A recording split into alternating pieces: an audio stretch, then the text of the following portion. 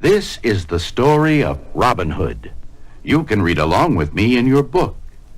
You will know it is time to turn the page when you hear the chimes ring like this. Let's begin now. Long ago, England was ruled by the wicked, greedy Prince John. He ordered the sheriff of Nottingham to tax the people so heavily that some were forced to become outlaws. Two of the most famous outlaws were Robin Hood and Little John, who would steal the tax money from the sheriff and give it back to the poor. Robin Hood and Little John walking through the forest, laughing back and forth at what the other one has to say.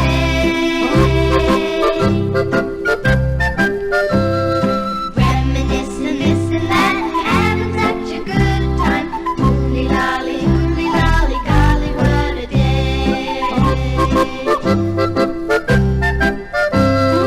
Never ever thinking there was danger in the water they were drinking, they just guzzled it down. Never dreaming that a scheming sheriff and his posse was a-watching them and gathering around. Robin Hood and Little John riding through the forest, jumping fences, dodging trees and trying to get away.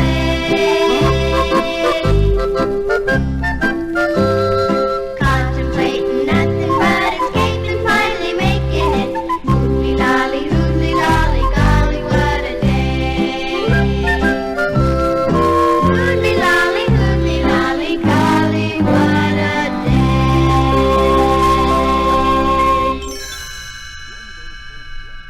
One day, Prince John was traveling by coach to Nottingham to pick up more tax money.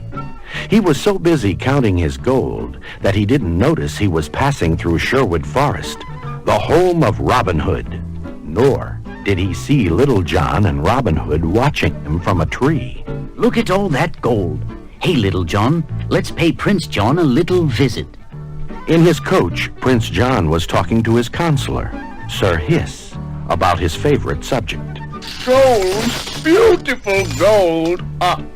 Life has been so wonderful since King Richard left for the Crusades. He treated the people too nicely, and he missed out on all this lovely gold. How I love gold! Robin Hood and Little John were standing by the roadside disguised as lady fortune tellers when the coach passed by. Care to have your fortune told, your majesty? Fortune tellers! How droll. Stop the coach. While Robin Hood told Prince John's fortune, he slipped the royal rings off his fingers, and Little John helped himself to the prince's gold. Prince John never even knew he had been robbed until Robin and Little John had escaped. Meanwhile, the sheriff of Nottingham was busy collecting taxes. I must have more taxes. Hand over that gold coin, Sonny. He even took the coin that Mrs. Bunny had given her son Skippy for his birthday. The sheriff had no heart. Robin Hood didn't think little Skippy should go without presents on his birthday. Here, Skippy, take my bow and arrow. And here's my hat. It's a little big, but you'll grow into it. The first time Skippy tried the bow, his arrow flew over Prince John's castle wall. On the other side, Skippy saw Maid Marian and Lady Cluck. Even though Marian was related to Prince John, she was Robin's friend. Long ago, they had been childhood sweethearts. One day, Robin's friend, Friar Tuck, came to Sherwood Forest with some news. Prince John is having an archery tournament tomorrow, and you're the best archer in all of England.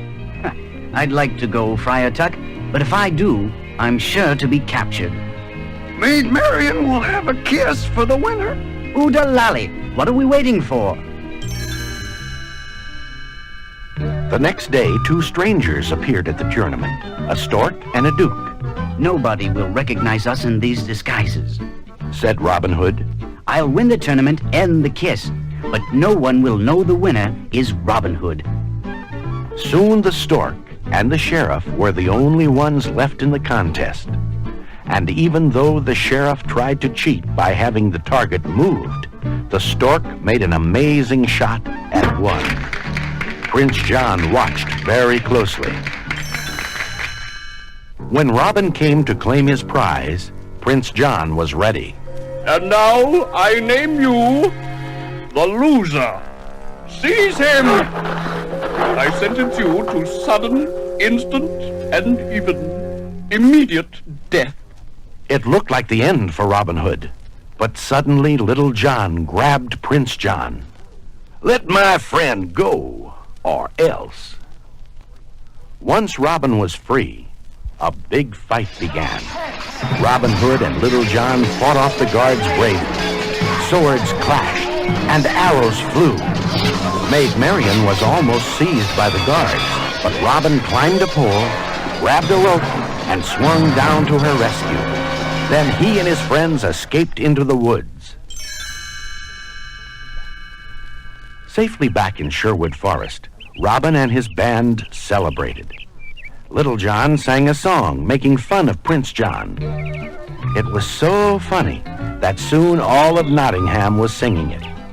All the world will sing of an English king 1,000 years from now. And not because he passed some laws or had that lofty brow.